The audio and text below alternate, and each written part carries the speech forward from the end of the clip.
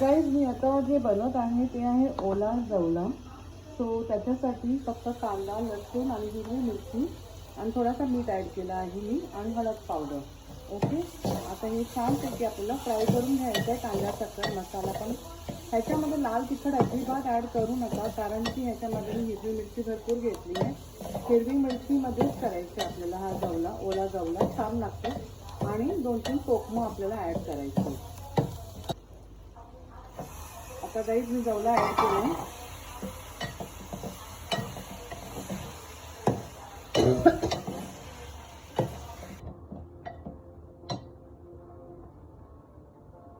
कोकम आणि कोथिंबीर